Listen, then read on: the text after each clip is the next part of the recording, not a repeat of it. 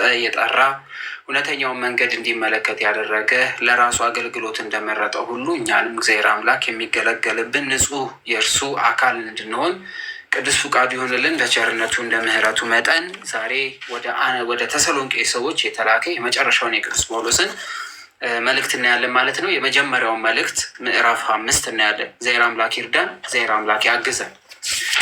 ከእርሱ ጋር ሆነን እናመሻለን። ከቁጥር 1 እስከ 6 ድረስ ያለውን መጽሐፍ ቅዱስ ላይ ክፈቱና አንብቡት። ከቁጥር 1 እስከ 6 ድረስ ያለውን ነው የምናየው። እንደዚህ ይላል። እንግዲህ የተሰሎንቄ ሰዎች እጅግ በጣም የሚያሳዝኑ ሰዎች መሆናቸውን ተረድተናል አይደለም? እስካሁን ከመጣ ነው ከሐዋርያት ሥራ ጀምሮ እየተማረን ስንመጣ ተሰሎንቄ ያሉ ክርስቲያኖች በጣም ምሳሌ የሚሆኑ በጣም የሚያሳዝኑ እጅግ በጣም ልብ የሚነኩ ክርስቲያኖች፣ መከራ በጣም የተቀበሉ ክርስቲያኖች መሆናቸውን እያየን ነው። እና ግን ቅዱስ ጳውሎስ የበለጠ ግን ከዚህም በላይ እንዲጠናክሩለት እንደሚፈልግ፣ ከዚህ በላይ እንዲበረቱለት እንደሚፈልግ ይናገራል ማለት ነው። እና በደንብ አድርጋችሁ ተከታተሉ፣ እንከታተል። ወንድሞች ሆይ ስለ ዘመናትና ስለ ወራት ምንም እንዲጻፍላችሁ አያስፈልጋችሁም ማለት። ስለ ዘመናት ስለ ወራት ምንም እንዲጻፍላችሁ አያስፈልግም። ማንን? ወንድሞች ይላል። ለምን ወንድሞች አለ ስንል ወንድሞች የሚለው በክርስቶስ አንድ አካል ስለሆነ ወንድሞች ብሎ ቅዱስ ጳውሎስ ይልክላቸዋል። የጌታ ቀን ሌባ በሌሊት እንደሚመጣ እንዲሁ ይመጣ ዘንድ ራሳችሁን አጥብቃችሁ አውቃችኋልና። የጌታ ቀን ሌባ በሌሊት እንደሚመጣ እንዲሁ። ስለዚህ ቀን የማን ተብሎ ይጠራል ማለት ነው? የጌታ ቀን ይባላል። ያቺ የጌታ ቀን ብሎ አሁን የሚናገራት ቃል የትኛው ቀንነት ማለት ነው? ለፍርድ የሚመጣባት ቀን።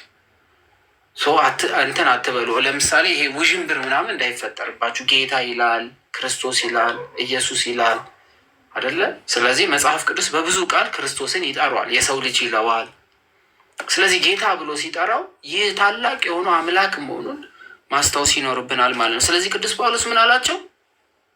የጌታ ቀን ሌባ በሌሊት እንደሚመጣ። ሌባ ሰው ሲተኛ ነው የሚመጣው። እኛ አይመጣም ባልንበት ቀን ክርስቶስ ድንገት ስለሚመጣ ያቺ ቀን ደግሞ ለእኛ ዛሬ ናት። እሺ፣ በህይወት ላለን ሰዎች፣ ላላንቀላፋ ላልሞትን ሰዎች የጌታ ቀን ተብላ የምትጠራ ዛሬ ናት። እቺ ናት ለእኛ። ምክንያቱስ ነገ ሟች መሆናችን አናውቅም። በምን ኃጢአት ውስጥ ከና ኃጢአት ከሞትን ነገ ዘይት ያላዘጋጀነው ሙሽሮች እንሆናለን ማለት ነው። እንደናበራለን በፊቱ የምንቆምበት ምንም ነገር ስለዚህ የመዳን ቀን ዛሬ ናት። ክርስቶስ የሚመጣባትን ቀን ሰዎች ገና 400 ዓመት 300 ዓመት ምናምን እያልን ማሰብ አይጠበቅብንም። ያ ወቅቱ ላይ ለደረሱበት የሚጠቅም ቀን ነው።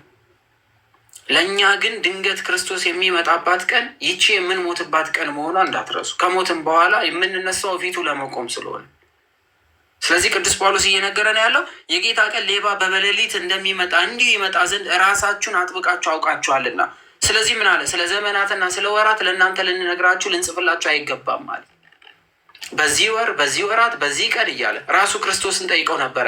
የምትመጣበት ጊዜ ብለው በጠየቁበት ሰዓት ምን ነበር ያለው? ይህን ቀን ልጅም እንኳን የሰው ልጅም ቢሆን እንኳን ምን አይልም አያውቃትም በማለት ነው። ምክንያቱም የተደበቀች ናት።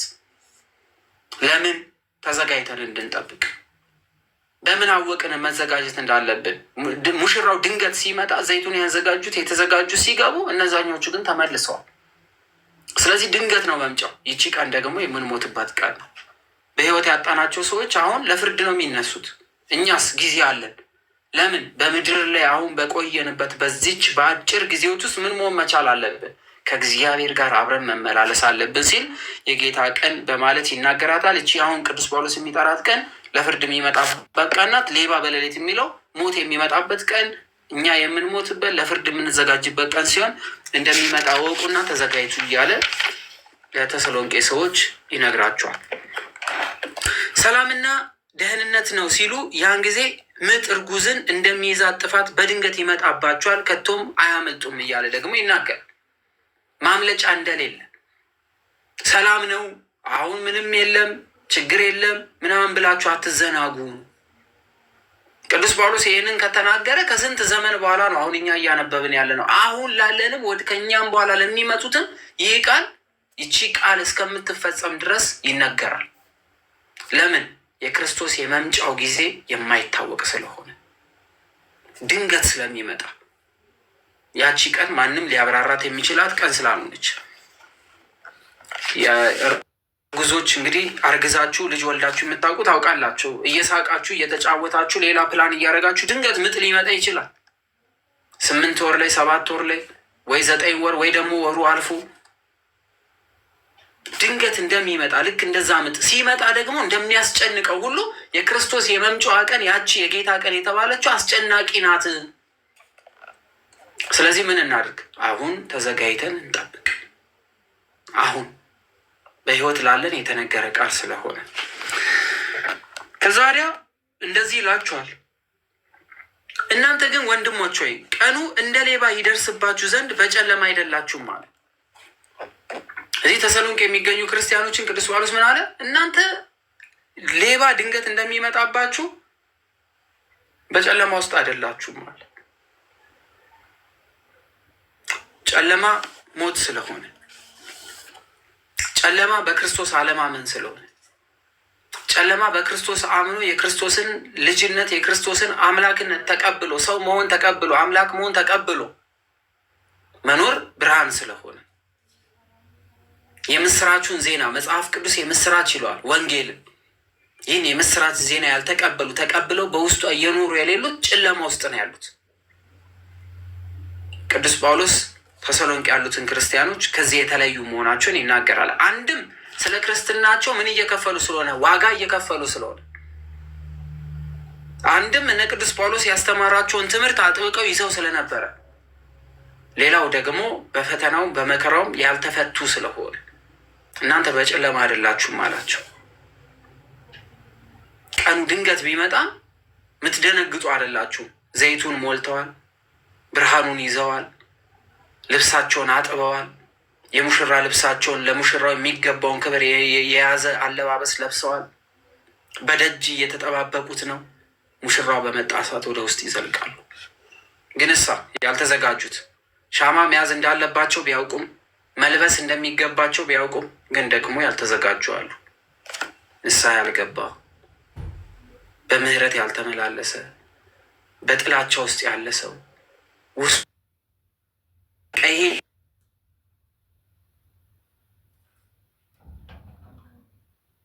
ከክርስቶስ ጋር ያሉ ይመስላችኋል፣ ግን ደግሞ ጨለማ ውስጥ ነው ያሉት። ስለዚህ ብርሃን የሆነ ክርስቶስን መምሰል አለብን።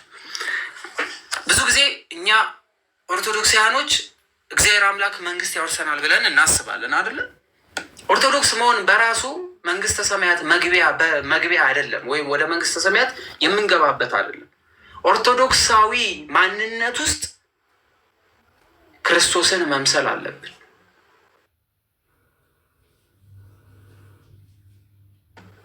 የተጣላነውን መልካም አንደበት ያዝ፣ የምህረት ቃል ማውጣት፣ ከሰዎች ጋር በፍቅር መኖር፣ ያለንን ማካፈል፣ የሰው አለመመኘት፣ በቅድስና መመላለስ፣ እነዚህ ሁሉ መሰረታዊ ናቸው። ምክንያቱም ዋጋችሁን ከአባቴ ዘንድ እንዳታጡ ስጋዊ የሆነ ምኞትን ማጥፋት ስላለብን። ማን ያለን? ጌታችን ኢየሱስ ክርስቶስ። ለታይታ የምናደርጋቸው ነገሮች በጠቅላላ በእግዚአብሔር ዘንድ የምናገኘው ዋጋ ምን ስለሚያጠፋ። ለዚህ ነው ቅዱስ ጳውሎስ እናንተ ግን ወንድሞች ሆይ ቀኑ እንደ ሌባ ይደርስባችሁ ዘንድ በጨለማ አይደላችሁም። ሁላችሁም የብርሃን ልጆች የቀን ልጆች ናችሁና፣ የቀን ልጆች የብርሃን ልጆች ነን። በብርሃን የምንመላለስ ቀን የተባለው ክርስቶስ፣ ብርሃን የተባለው ክርስቶስ የእግዚአብሔር ልጆች ናቸው አለ። ተሰሎንቄ የሚገኙ ሰዎች በክርስቶስ አምነው ተጠምቀው ከጣዖት አምልኮት ወጥተው ከስጋዊ ሀሳብ ወጥተው በመንፈሳዊ ማንነት ይመላለሱ ስለነበረ አንድም በጥምቀት የምትገኘዋን ያችን የቅድስና የእግዚአብሔር ልጅነት የቀን ልጆች የብርሃን ልጆች ተብለን እንድንጠራ የምታደርጓል ጥምቀትን ከክርስቶስ ጋር አንድ ስለሆኑ አካል ተብለው ስለተጠሩ የተሰሎንቄ ሰዎች ይህ ነገር አያገኛቸውም። ተስፋችን ደስ ይላል፣ ግን ይቀረናል። እኛ ከሌሊት ወይም ከጨለማ ጋር አይደለንም አለ። በሌሊት ኃጢአት ይሰራል፣ በሌሊት ሰው ይገደላል፣ በሌሊት ብዙ ነገር ይከናወናል። ሌሊት የሚንቀሳቀሱ ሰዎች በስጋት ይንቀሳቀሳሉ። በቀን የሚንቀሳቀሱ ሰዎች በኩራት ቀና ብሎ ይሄዳሉ። ሌሊት የሚሄዱ ሰዎች ትንሽ ድምፅ ጎልታ ትሰማቸዋለች። ሁሉም ነገር አስደንጋጭ፣ ሁሉም ነገር የሚያርበተበት፣ የሆነ ነገር እንኳን ቢከወንብን ምስክር የማናገኝበት የጨለማ ጉዞ ከባድ ነው።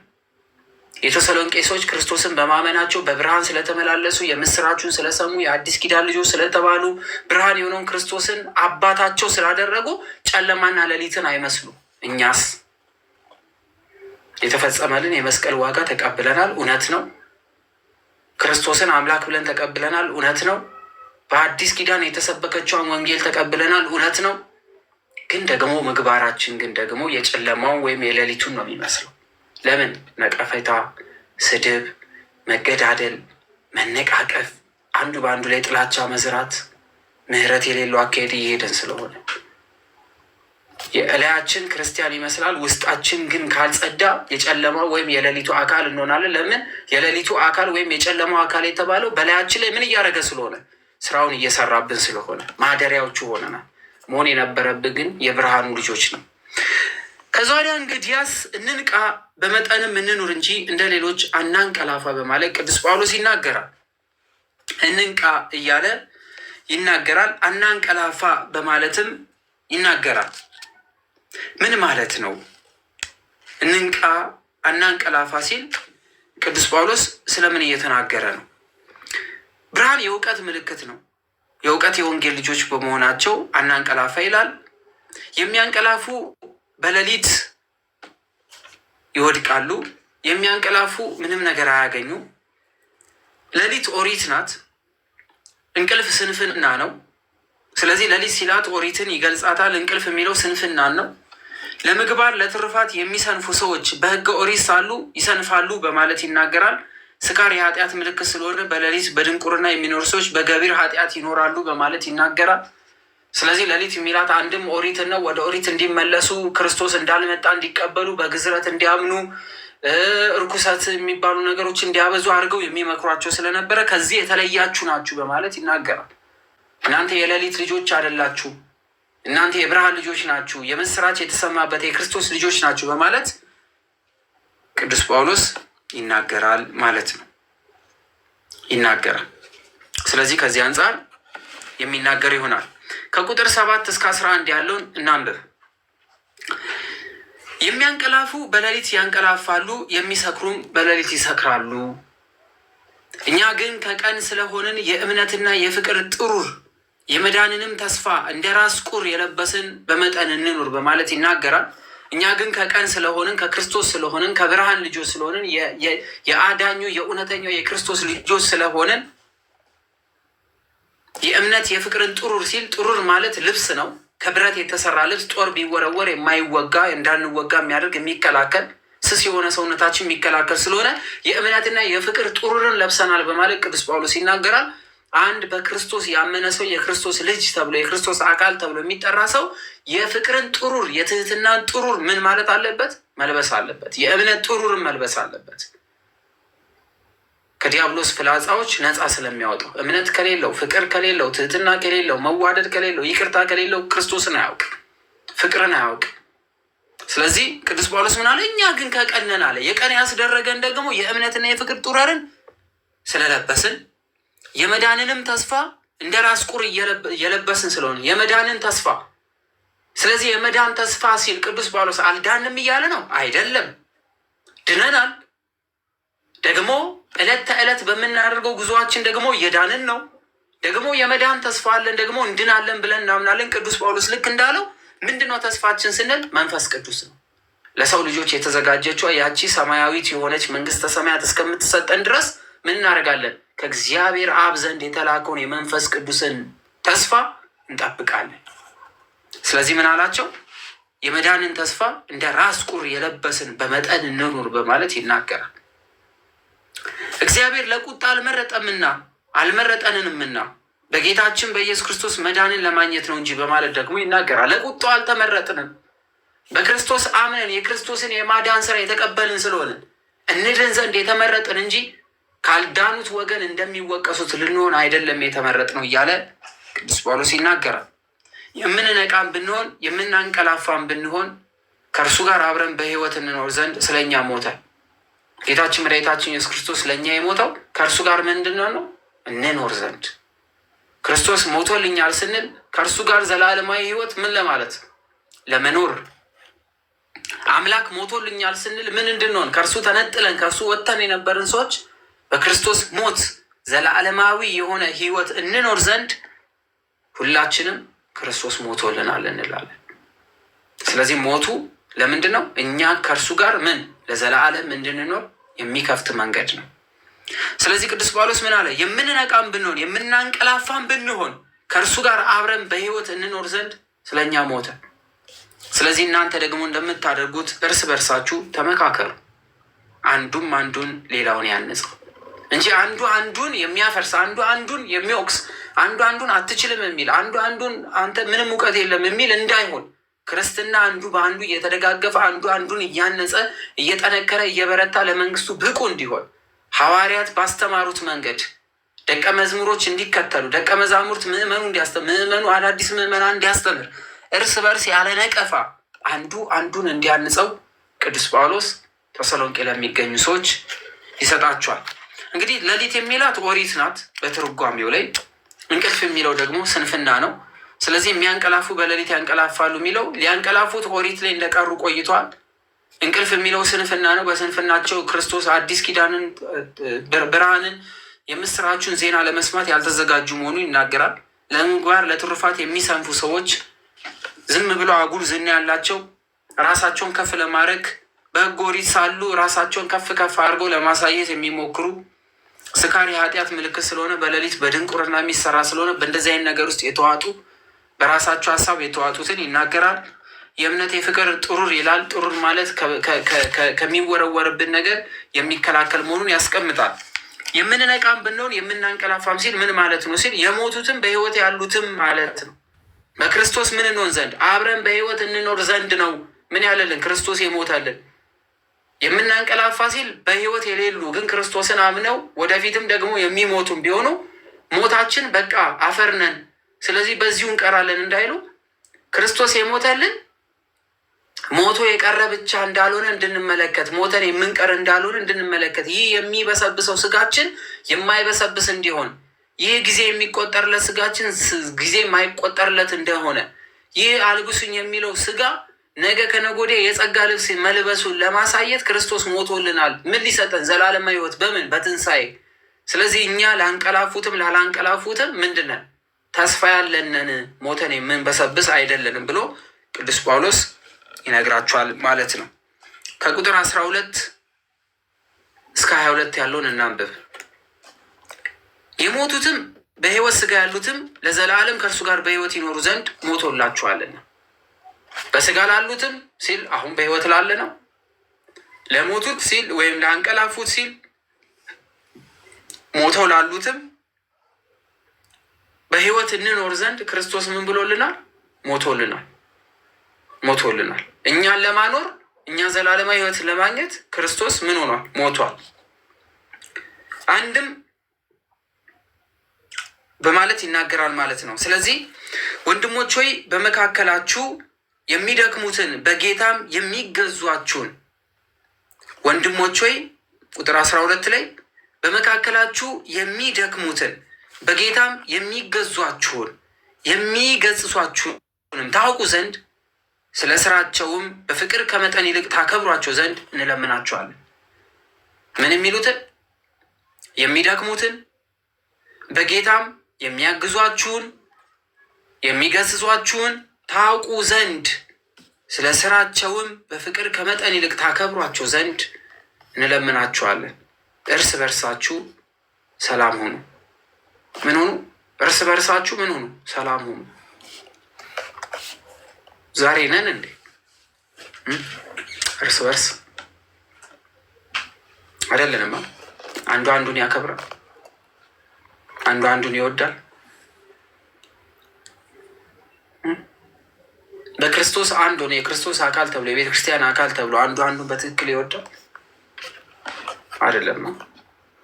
ስለዚህ ወንጌል ውሸት ነው ማለት ነው። እየተሰበከ ያለው ወንጌል ትክክል አይደለም። እኛ እያደረግን ያለ ነው ትክክል አይደለንም።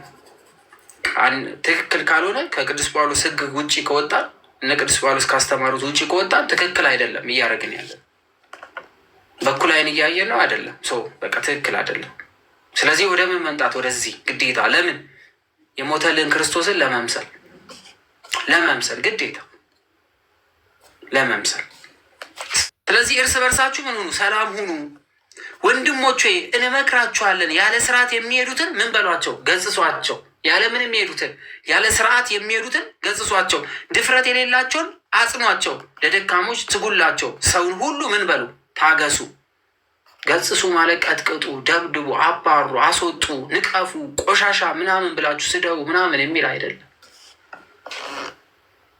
በፍቅር በመውደድ በማክበር ውስጥ ማንም ለሌላው በክፉ ፋንታ ክፉ እንዳይመልስ ተጠንቀቁ። በምን ፈንታ? በክፉ ክፉ እንዳይመልስ። እኔ ከማናንሼ ነው ያደረገኝን አደርጓለሁ የሚል አይነት መንፈስ ክርስቲያኖች መሃል መምጣት እንደሌለበት ቅዱስ ጳውሎስ ሲናገር፣ ማንም ለሌላው በክፉ ፈንታ ክፉ እንዳይመልስ ምን በሉ? ተጠንቀቁ። ነገር ግን ሁልጊዜ እርስ በርሳችሁ ለሁሉም መልካም ለማድረግ ትጉ። ምን ለማድረግ? መልካም ለማድረግ መልካም ለማድረግ። በክፉ ቦታ ምን መልካም። በክርስቶስ አንድ ለሆነ በጌታ አንድ ተብለን ለተጠራን የጌታ ሰዎች ተብለን ለተጠራን፣ እነዚህ እኮ የጌታ ልጆች ናቸው፣ እነዚህ እኮ የክርስቶስ ልጆች ናቸው፣ እነዚህ እኮ የአማኑኤል ልጆች ናቸው ተብለው ለምንጠራ ለእኛ ስህተት ቢኖር ልንነቃቀፍ፣ አንዱ አንዱን ሊመክር፣ አንዱ አንዱን ሊያስተካክለው፣ የደከመበት ጎን ካለው ሊያጠነክረው፣ ሊያበረታው፣ የሚፈራበት ጉዳይ ካለ ሊያጸናው፣ መንገድ ሊያሳየው እንጂ አንዱ የበላይ አንዱ ደግሞ ታናሽ፣ አንዱ አዋቂ አንዱ አላዋቂ፣ አንዱ የሚያስተምር ሌላው ለመማር ብቻ የተፈጠረ አድርጎ መመልከት አይቻልም አይቻልም። ለዛ ነው ቅዱስ ጳውሎስ ሁላችን በፍቅር እንድንመላለስ የሚነግረን። ከዛ ወዲያ ቅዱስ ጳውሎስ እንደዚህ አለ። የተሰሎንቄ ሰዎች በከባድ ችግር ውስጥ ነው ያሉት። ሞት አለ፣ ብዙ ሰዎች ሞተውባቸዋል፣ እያለቀሱ ነው ያሉት። ንብረታቸው ተነጥቋል፣ ክብራቸውን አሳጥተዋቸዋል፣ ስራ እንዳይሰሩ አድርገዋቸዋል። ግን እንደዚህ አለ፣ ሁልጊዜ ደስ ይበላችሁ፣ የሩማ ሁንዳው ገመቹ ላንጅራዳ። ሁልጊዜ ምን ይበሉ? በጌታ ደስ ይበላችሁ። ሁልጊዜ ደስተኛ ሁኑ፣ ሁሌ ደስ ይበላችሁ። ሳታቋርጡ ምን በሉ? ጸልዩ። ምን ሳትሉ? ሳታቋርጡ። ሲጎለን ጸሎት፣ ሲሞላልን ደግሞ ማቆም። የሆነ ነገር ስንፈልግ መጸለይ፣ ያ ነገር ሲሟላልን መተው አይደለም። በደስታ ውስጥም በሀዘን ውስጥም ሁሌም ቢሆን ከክርስቶስ ጋር በጸሎት መገናኘት ግዴታ። ሁል ጊዜ ደስ ይበላችሁ። ስናጣም ደስ ይበለን፣ ሲሞላልንም ደስ ይበለን፣ ሲጎለንም ደስ ይበለን፣ ሲትረፈረፈንም ደስ ይበለን፣ ስንሰደድም ደስ ይበለን፣ ስንመለስም ደስ ይበለን። በመከራ ውስጥም ደስ ሊለን ይገባል፣ በማግኘት ውስጥም ደስ ሊለን ይገባል። ሁልጊዜ በጌታ ምን ደስ ይበላችሁ። በሁሉ አመስግኑ። በሁሉ በሁሉ የሚመረጥ ነገር የለውም። በሁሉም ነገር፣ በማጣት ውስጥ፣ በመጉደል ውስጥ፣ በመሰደድ ውስጥ፣ ብቸኛ በመሆን ውስጥ፣ በሀዘን ውስጥ፣ በሞት ውስጥ፣ በማግኘት ውስጥ፣ በመሙላት ውስጥ፣ ስም ከፍ ሲልም ስም ዝቅ ሲልም ሁልጊዜም ግን አመስጋኝ ሁን። ለምን? መኖር በራሱ አንድ ስጦታ ስለሆነ በምንም ነገር ውስጥ የምናመሰግን፣ ያፈራነው ቢወድም፣ የምንወዳቸው ቢክዱን፣ ደግሞ ብዙዎች ቢሰበሰቡ፣ ብቻችንን ብንቀርም፣ ባለብዙ ሰው ብንሆንም አመስግኑ። ምክንያቱም የእግዚአብሔር ምስጋና አይቋረጥምና። ይህ የእግዚአብሔር ፍቃድ በክርስቶስ ኢየሱስ ወደ እናንተ ነውና። አንድ ሰው ክርስቲያን ስለሆነ ቢሰደብ የእግዚአብሔር ፍቃድ ነውና ያመስግን። አንድ ሰው ያለውን ንብረት ቢያጣ እግዚአብሔር ካልፈቀደ የሚያጣው የለምና ይህ ፍቃድ ከእግዚአብሔር ነውና ያመስግን። አንድ ሰው ሁሉ ነገር ቢሞላለት እግዚአብሔር አምላክ ሞልቶለታልና ያመስግን። አንድ ሰው ያለውን ነገር ሁሉ ቢያጣ እግዚአብሔር አምላክ ሊጠይቀው በእርሱ ያለውን እምነት ሊያይ ነውና ያመስግን። ስሙ ከፍ ቢል እግዚአብሔርን ያመስግን፣ ስሙ ቢዋረድም እግዚአብሔርን ያመስግን። በሁሉ ነገር ውስጥ እግዚአብሔር ይመስገን እንበል። ምክንያቱም እግዚአብሔር አምላክ ለወደዳቸው ከሚሰጣቸው ጸጋዎች መካከል ፈተና መቋቋም ስለሆነ። ስለዚህ ደስ ይበለን። ጠዋት በራችንን ስንከፍት የምናያትን ፀሐይ ስናያት ደስ ይበለን። ተኝተን ካንቀላፋንበት ስንነቃ ደስ ይበለን። ትንሣኤ ሙታንን እናስባት። ማታ ደክሞን ወገባችን ተንቃቅቶ ሰውነታችን ዝሎ እዚህ ግባ የሚባል ሰው እንኳን የት እንደወደቅን ሳያውቀን ብቻችንን የሆነን መስሎን እንኳን ግን ደግሞ ልክ አልጋችን ላይ ልናርፍ ስንሄድ ይህችን ሰዓት የፈቀደ እግዚአብሔር አምላክ ተመስገን እንበል። እኛ ሁልጊዜ እየደወልን የምናገኛቸው ሰዎች ሲሞላልን ከእኛ ጋር የነበሩ ሰዎች የሸሹን ቀን የማይሸሸን አምላክ ከእኛ ጋር ስላለ የምንተነፍሳትን ትንፋሽ ያላቋረጠብን አምላክ ካለ ለካ እግዚአብሔር ከእኛ ጋር አለ። ከሁሉ የሚበልጠው ከእኛ ጋር አለና በዛም ችግር ውስጥ ሆነን ተመስገን እንበል። ምስጋና በረከት አለው። ማመስገናችን ብዙ ነገሮችን ወደ እኛ ያመጣል። አጥፍተን ይቅር ስንባል ተመስገን እንበል። አጥፍተን እግዚአብሔር ደጅ ስንገባም ተመስገን እንበል። በዚህ በሚያስጠላ አንደበታችንም የእግዚአብሔርን ስም ስንጠራ ተመስገን እንበል። ቀላል ስጦታ አይደለም ተመስገን። ስለዚህ ቅዱስ ጳውሎስ የተሰሎንቄ ሰዎች በጣም በፈተና ውስጥና በስቃይ ውስጥ ስላሉ ምን አላቸው? ተመስገን በሉ። ተመስገን አጭር ቃል። መንፈስን አታጥፉ፣ ትንቢትን አትናቁ። ትንቢት ማለት ወደፊት የሚነገር ሳይሆን ቃል ነው። የሚገባ ቃል፣ የሚተረጎም ቃል፣ የእግዚአብሔርን ቃል ትንቢት የሚላት እቺ የምትተረጎም ቃል ወይም ደግሞ ለሰዎች የምትገባ ቃል ማለት ነው። ትንቢትን አትናቁ፣ መንፈስን አታጥፉ። የመንፈስ ቅዱስ ስጦታዎችን ለእኛ የተሰጠን በጸጋ የተሰጠንን መንፈስ ቅዱስ የሚሰጠንን ጸጋዎች አታጥፉ በማለት ይናገራል። ሁሉን ፈትኑ፣ መልካሙን ያዙ። ሁሉን ፈትኑ ማለት ዝም ብሎ ይሄ እኔ እበልጣለሁ እኔ ከእንትና ምናምን ትከሻ ለመለካካት አይደለም። መፈተን ማለት እውነተኛው ማን እንደሆነ ለይተን የምናውቅበት። ለምሳሌ ጓደኛ በመከራ ይፈተናል። መልካም ጓደኛ በመልካም ጊዜ አይደለም የሚታወቀው። በመልካም ጊዜማ ሁሉም ሰዎች አብሮን ሊሆኑ ይችላሉ። በችግራችን ሰዓት አብሮ ያሉ፣ በውድቀታችን ሰዓት አብሮ ያሉ፣ በምንሰደብበት ሰዓት አብሮን ያሉ፣ ኃጢአተኛ እንደሆንን እንኳን ቢያውቁ ከእኛ ጋር አብሮ በድንጋይ ለመመታት የሚሞክሩ ወንድሞች ሲኖሩ እነዛ ሰዎች እውነተኛ ጓደኞች ናቸው። በመልካሙ ጊዜ ትተው የማይሄዱ፣ በክፉ ጊዜ አብሮ ያሉ ሰዎች ናቸው። ስትወድቁ እውነተኛ ማንነቱን ታገኛላችሁ። በጊዜ ሂደት ለእናንተ የሚጠቅማችሁ ሰው ይለያል። የቃል ድርደራ፣ የመልካም አንደበቶች ድርደራዎች በችግር ቀን ይለያሉ። ስለዚህ ቅዱስ ጳውሎስ ሁሉን ፈትኑ አለ። የሚነገረውን ነገር ሁሉ አትቀበሉ፣ ሁሉን ነገር ለዩ፣ ሁሉን ነገር እወቁ፣ ሁሉን ነገር መርምሩ። የሚጠቅማችሁን ግን ለይታችሁ ያዙ። ስለዚህ ማን እንደሚጠቅማችሁ ማን እንደማይጠቅማችሁ መለየት የምችሉት በመኖር ነው። በመኖር ውስጥ ከማናቸውም አይነት ክፉ ነገር ራቁ። ቅዱስ ጳውሎስ ከማናቸውም አይነት ከየትኛውም አይነት ነገር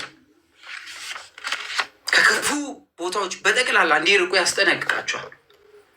አንድም የአይን ክፋት ነው። በአይናችን ከምንመለከታቸው ክፉ ነገሮች ወደ ኃጢአት ከሚመሩ ወደ ክፉ ነገር ከሚመሩ ነገሮች መራቅ አለብን ከእግዚአብሔር ጋር ለመኖር። ይህ አይናችን የሰውነታችን ብርሃን ስለሆነ ብርሃናችንን ማጣት የለብንም። ለሰው ልጆች ሰውነት ደግሞ ብርሃን የክርስቶስ መስቀል ላይ የተሰቀላት ያቺ ዕለት ናት።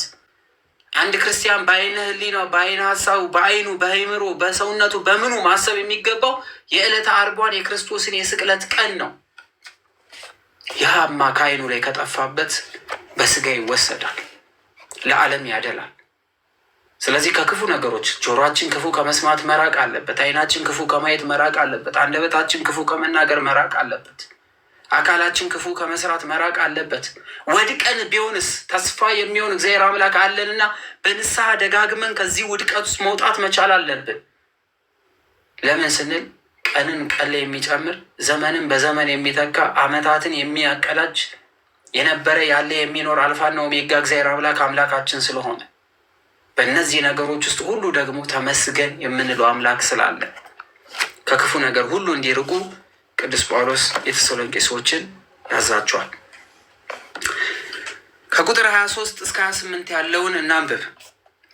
የሰላምም አምላክ ራሱ ሁለንተናችሁን ይቀድስ።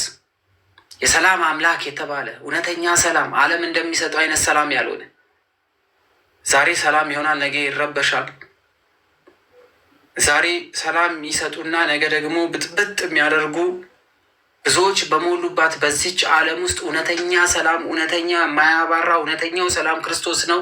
እርሱም ደግሞ የክርስቶስ አካል ስንሆን የምናገኘው።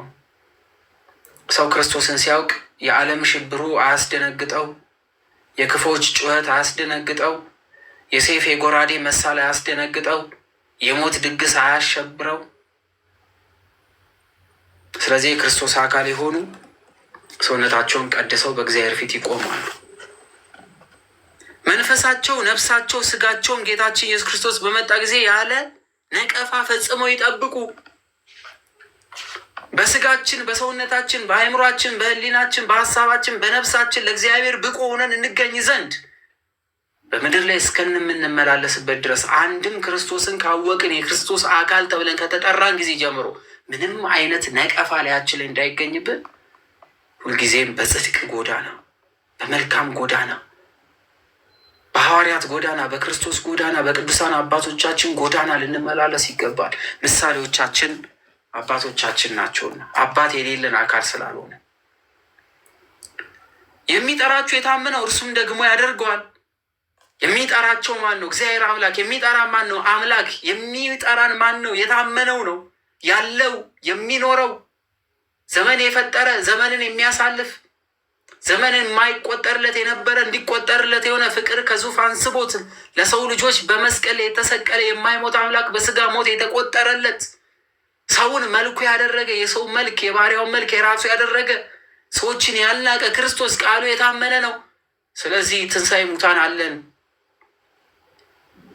ከሞት በኋላ ለምናገኛት ለዛች ለታመነችዋ ቃል ያለ ነቀፋ እንመላለስ በማለት ቅዱስ ጳውሎስ ይናገራል። መቼ?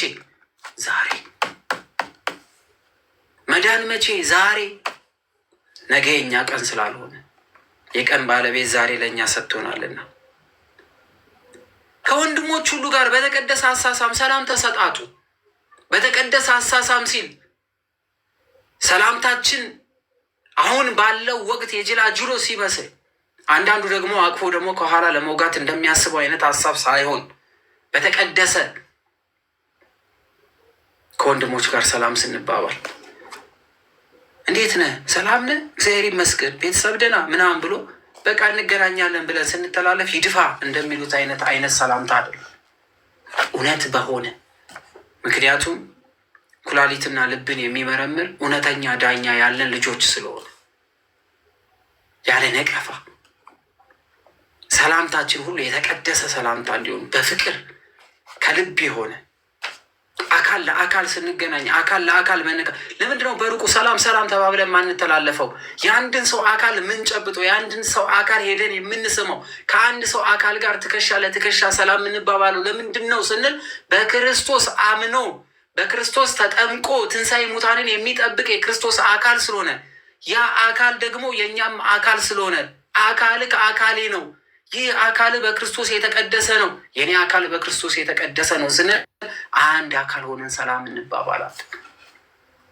በክርስቶስ አካል ላይ ማመፅ ይሆናል። አለበለዚያ እየሳሙ መውጋት፣ እያቀፉ ማሳደድ፣ የውሸት ወንድምነት፣ የውሸት ጓደኝነት፣ የውሸት ማንነት በአምላክ ፊት ያጠያይቃል። ያ አካል በሌላም መንገድ የክርስቶስ አካል ነው። ይህ መልእክት ለቅዱሳን ወንድሞች ሁሉ እንዲነበብ በጌታ እለምናችኋለሁ ይላል። በማን? በጌታ በክርስቶስ ስም እለምናችኋለሁ። ለሌሎች ወንድሞች እንዲነበብ፣ ለሌሎች እንዲዳረስ። ለምን? ቅዱሳን የሚላቸው እነማንን ነው? ቅዱስ ጳውሎስ በክርስቶስ ያመኑ ክርስቶስን አምነው በአዲስ ኪዳን የተጨመሩ የአዲሲቷ ቤተ ክርስቲያን ሙሽሮች የሆኑ የሙሽራው ቤተሰቦች ሆነው ከክርስቶስ ጋር በአንድነት የቆሙ ትንሣኤ ሙታንን ተስፋ ያደረጉ በጥምቀት የክርስቶስ አካል ተብሎ የተጠሩ ክርስቶስን ያመኑ ሁሉ በመልካም ምግባርና በመልካም ስራዎች ሁሉ የሚመላለሱ በጎ ነገር ከላያቸው ላይ የሚገኝባቸው የግንዱ ቅርንጫፎች ግን ደግሞ ፍሬ ከሚያፈሩት ቅርንጫፎች የሆኑትን ቅዱስ ጳውሎስ ቅዱሳን ይላቸዋል እንጂ እዚህ የጨፈረ እዚህ የጠጣ እዚህ የሰከረ እዚህ የፈለገውን እያደረገ ክርስቶስን አምኛለሁ ከሚሉት አካል ላይ ቅዱሳን አይገኝ። ቅዱስ ለመሆን የተቀደሰ አካል ስለሚፈልግ ስለዚህ በተሰሎንቄ የነበሩ ክርስቲያኖች ቅድስናቸውን የጠበቁ ስለነበረ እንዲሁም በሌላ ቤተክርስቲያን የነበሩትም በቅድስና የኖሩ የነበሩትን ቅዱስ ጳውሎስ ቅዱሳን ብሎ ይጠራቸዋል። ቀዳሹ ራሱ ክርስቶስ ስለሆነ የቅዱሱ አካል ስለሆኑ ቅዱሳን ይላቸዋል። የጌታችን የኢየሱስ ክርስቶስ ጸጋ ከእናንተ ጋር ይሁን፣ አሜን። የጌታችን የኢየሱስ ክርስቶስ ጸጋ ምንድን ናቸው ስንል ዘላለማዊ ሕይወት ተስፋ ያለን ያልወደቅን የመንግስቱ ወራሾች ልጆች ተብለን የተጠራን ተስፋ ያለን የንጉሱ ልጆች የብርሃን ልጆች አባት ያለን ልጆች ስለሆነን የጌታችን የመድኃኒታችን የኢየሱስ ክርስቶስ ጸጋና ሰላም ከእናንተ ጋር ይሁን ይለናል። አሜን። የቅዱስ ጳውሎስ በረከት ከሁላችን ጋር ይሁን። የተማርነውን እንድንኖር ያርገን እግዚአብሔር አምላክ። አካላችን በክርስቶስ ተቀድሷልና እግዚአብሔር አምላክ ቅድስናችንን ይጠብቅልን። የሐዋርያው የቅዱስ ጳውሎስ መልእክት ወደ ተሰሎንቄ ሰዎች የሁለተኛዋ መልእክት እግዚአብሔር አምላክ ቀን ከጨመረልን ነገ እናያለን። ቅዱስ ጳውሎስ ለተሰሎንቄ ሰዎች 2 መልእክታትን ልኳል። የመጀመሪያው መልእክት 5 ምዕራፎች አሉት። ሁለተኛው መልእክቱ ለምንድን ያስፈለገው የሚለውን እናያለን። የመጀመሪያው መልእክት ላይ የጻፈላቸውን አጽንተው መያዛቸውን ለማወቅ ነው። ከዛ ወዲያ ደግሞ የተሰሎንቄ ሰዎች የጎደለባቸው ነገር ነበረ። ይህን መልእክት በጢሞቴዎስ በኩል አድርጎ ከላከላቸው በኋላ ምን ላይ እንዳሉ ምን እየሰሩ እንደነበረ የሚናገር ክፍል ነው። ስለዚህ ለምን ሁለተኛው መልእክት ጻፈ? ምን ሰምቶ ነው ቅዱስ ጳውሎስ የጻፈው? የመጀመሪያውን ሲጽፍ አቴና ነበረ፣ ሁለተኛውን ሲጽፍ የት ነበረ ምናምን ብለን ነገ ደግሞ እንማራለን። ያስተማረን የመከረን እግዚአብሔር አምላክ ከሁላችን ጋር ይሁን። ኢትዮጵያን እግዚአብሔር አምላክ ይጠብቅልን፣ ሀገራችን ይጠብቅልን። ከወንድሞቻችን ጋር አንድ ልብ አንድ ሀሳብ እንድንሆን እግዚአብሔር አምላክ ያጽናን። በምትገቡበት ቤት ሁሉ መልካምና ሰላም የሆነ ቃልን ተናገሩ። የቅዱስ ጳውሎስ ልጆች ናችሁ። የእግዚአብሔርን ቃል የምትሰሙ የንጉሱ የብርሃን ልጆች ናችሁ እና ከአፋችን የሚወጣውን በእጃችን የምንጽፋቸው ጽሁፎች ብርሃንና ሕይወት የሚዘሩ ይሆኑ፣ ሰዎችን የሚገሉ እንዳይሆኑ እግዚአብሔር አምላክ ይጠብቃችሁ። በምህረቱ በቸርነቱ የመንግስቱ ወራሾች ያድርገን። የተሰደድነውን እግዚአብሔር አምላክ ለዮሴፍ የሰጠውን ኃይልና ብርታት ለሁላችን ያድለን። የታመምነውን እግዚአብሔር አምላክ ይፈውሰን። ለሀገራችን የሚጠብቁትን እግዚአብሔር አምላክ ኃይልና ብርታት ይሆናቸው፣ ጥንካሬ ይስጣቸው። እግዚአብሔር አምላክ ከሁላችን ጋር ይሁን። ወስብሐት ለእግዚአብሔር ወለወላዲቱ ድንግል ወለመስቀሉ ክብር። ይቆየን።